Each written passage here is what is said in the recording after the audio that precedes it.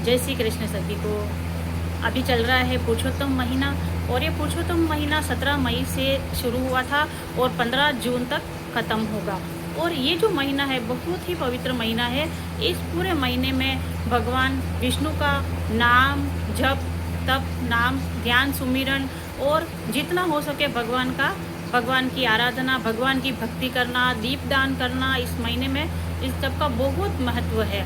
तो इस महीने को, पुरुषोत्तम महीने को एक अधिक मास भी कहा जाता है। तो अधिक मास कहने के पीछे क्या कारण है, तो इसकी एक कहानी है जो मैं आपको सुनाती हूँ। प्राचीन काल में हिरण्यकश्यप जो असुरों का राजा था, हिरण्यकश्यप नाम का असुरों का जो राजा था, वो बहुत ही अत्याचारी था। उसका अत्याचार बहुत बढ़ गया था। तो फिर भी वह भगवान ब्रह्मा जी की आराधना करता था और ब्रह्मा जी से उसने वरदान मांगा था। ब्रह्मा जी से वरदान मांगा कि भगवान मुझे अमर होने का वरदान दीजिए। तो ब्रह्मा जी ने उसे कहा कि बेटा, मैं तुम्हें अमर होने का वरदान तो मैं नहीं दे सकता हूँ, तुम चाहो तो और भी कुछ वरदान मुझसे मांग सकते हो। तो हिरण्यकश्यप भी बहुत चालाक था, तो उसने ब्रह्मा जी से वरदान मांगा कि ब्रह्मा जी, मुझे ऐसा वरदान दीजिए जिससे मेरी मृत्यु कभी नहीं हो, न जल में हो, न थल में हो, न आकाश में हो, न धरती पर हो, न दिन में हो, न रात में हो, न सुबह हो, न शाम को मेरी मृत्यु हो, और न सप्ताह के किसी भी दिन, जो 7 दिन होते हैं उसमें किसी भी दिन मेरी मृत्यु नहीं हो, और न वर्ष में जो 12 महीने होते हैं, इन 12 महीनों में भी मैं कभी मृत्यु मेरी नहीं हो, और न मनुष्य के हाथ से हो, न पशु के हाथ से हो। ये वरदान उसने मांगा। तो ब्रह्मा जी को उसकी भक्ति से प्रसन्न होकर ब्रह्मा जी को उन्हें ये वरदान देना पड़ा।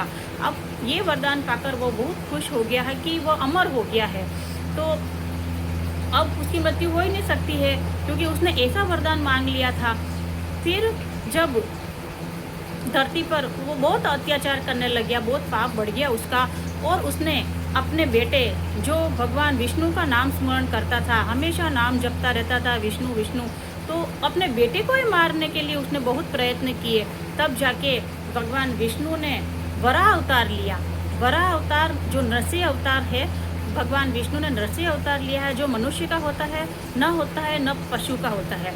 तो ये जो वरदान, ये जो रूप लिया विष्णु जी ने, और उसको मारने के लिए जो दहलीज होती है, घर की दहलीज पर जो खंबा लगा होता है उसके महल में, तो वहाँ पर उस जो खंबे को फाड़ कर वो निकले उसमें से, और उसको न उस समय न दिन था न रात थी, संध्या का समय था, और जो महीने थे वो 12 महीने में से एक भी महीना नहीं था।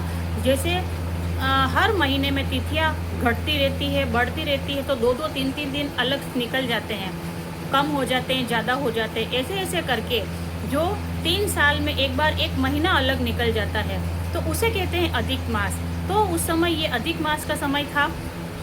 तो भगवान विष्णु ने अपने हाथों के नाखूनों से और अपने दांतों से उसको मारा और उसका वध किया। तो इस तरीके से हिरण्यकश्यप का वध हुआ भगवान नरसिंह के हाथों से। तो फिर ये जो अधिक मास है, ये तो रह गया अधिक मास। अब इस अधिक मास को कोई जानता नहीं था कि ये अधिक मास होता क्या है। अब जितने मास है, जितने 12 महीने हैं, उन सबके तो अपने अपने स्वामी थे, और ये जो अधिक मास जो था अलग से निकला था, उसका कोई स्वामी नहीं था। तो ये अधिक मास हमेशा रोता रहता था, बहुत दुखी होता रहता था। इसको सब हीन नज़रों से देखते थे कि तुम्हारा तो कोई स्वामी भी नहीं है, तुम कैसे बेकार हो, तुम कैसे पैदा हो गए, तुम कहाँ से आए, हम तुम्हें नहीं जानते, सब उसका तिरस्कार करते थे। तो वो जो अधिक मास था रोने लगा, गिड़गिड़ाने लगा। तब वो भगवान श्री कृष्ण की शरण में गया और भगवान कृष्ण के चरणों में जाकर गिर पड़ा और रोने लग गया। तो भगवान ने पूछा कि उठो उठो वत्स, तुम इतना रो क्यों रहे हो, तुम्हें क्या दुख है। तो उसने कहा कि मैं भी एक महीना हूँ, 12 महीनों में से मैं एक महीना हूँ, 13वां महीना, पर मुझे नहीं पता कि मेरा स्वामी कौन है। तो मुझे तो भगवान ने उत्पन्न किया है, जन्म दिया, तो मैं भगवान का हूँ, पर मुझे नहीं पता कि मेरा स्वामी कौन है। सब मुझे हीन नज़रों से देखते हैं, सब मेरा तिरस्कार करते हैं। तो भगवान, अब मैं आपकी शरण में आया हूँ, अब आप ही मुझे मेरा उद्धार करो, और अब आप ही मुझे बताओ कि मेरा स्वामी कौन है। तब भगवान श्री कृष्ण उसे लेकर गोलोक में गए। गोलोक में जहाँ पर भगवान विष्णु जी भगवान विष्णु थे वहाँ पर गोलोक में लेके गए और विष्णु भगवान को कहा कि भगवान ये अधिक मास है जिसको आपने ही उत्पन्न किया है। अब भगवान इसका कोई स्वामी नहीं है, ये बहुत दुखी हो रहा है, बहुत रो रहा है, गिड़गिड़ा रहा है, तो भगवान इसे कुछ वरदान दीजिए। तब विष्णु भगवान ने कहा कि जो 3 साल में 1 महीना अलग से निकलता है, तिथियाँ घटती और बढ़ती है तो उसे 1 महीना निकल जाता है, तो वो हो गया अधिक मास।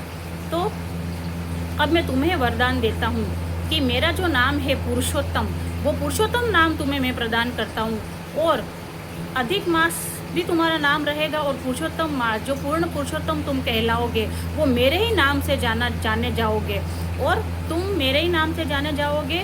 और जो तुम्हारी पुरुषोत्तम मास में तुम्हारी भक्ति करेगा और व्रत करेगा, जप तप दान जितना हो सके उतना करेगा, वह सब मुझे ही प्राप्त होगा।